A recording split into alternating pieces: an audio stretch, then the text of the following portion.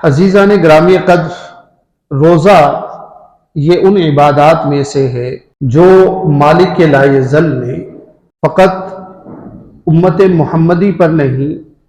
بلکہ پہلے آنے والی ساری امتوں پر فرض کیا ہوا ہے، اور یہاں تک کہ آج بھی بتوں کے پیروکار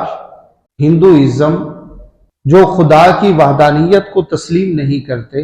وہ بھی روزے کے قائل ہیں، اس کی افادیت کے قائل ہیں، وہ بھی روزے رکھتے ہیں۔ تو سوال یہ پیدا ہوتا ہے کہ کیا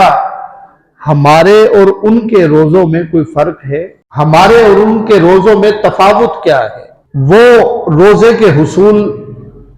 روزے کی کیفیات سے کیا حاصل کرتے ہیں اور ہمیں روزے سے کیا حاصل کرنا چاہیے؟ دیکھیں، قرآن پاک نے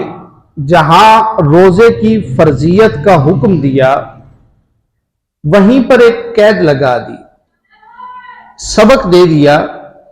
کہ یہ جو فرضیت تمہارے کھاتے میں آ رہی ہے، اللہ رب العزت امت محمدی علیہ صاحب الصلاۃ والسلام کو یہ فرضیت عطا کر رہا ہے، روزے کی یہ نعمت عطا کر رہا ہے، اس کا مقصد کیا ہے؟ فرمایا کہ یا ایھا الذین آمنوا کتب علیکم الصیام کما کتب علی الذین من قبلکم، اے ایمان والو، یہ جو تم پر یہ نعمت عظمیٰ فرض کی جا رہی ہے نا، یہ کوئی عام نہیں ہے، یہ حضرت آدم علیہ السلام سے لے کر امت محمدی علیہ صاحب الصلاۃ والسلام تک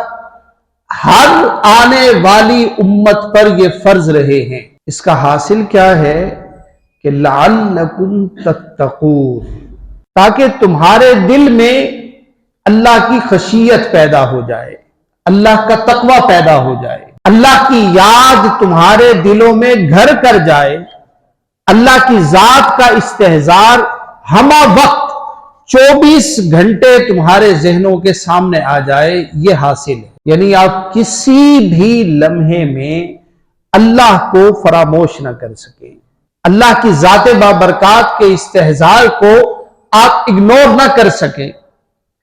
ہر وقت آپ کے ذہن میں اللہ رب العزت کی ذات بابرکات وہ سمائی رہے۔ اس پوری ایفرٹ کا، پوری محنت کا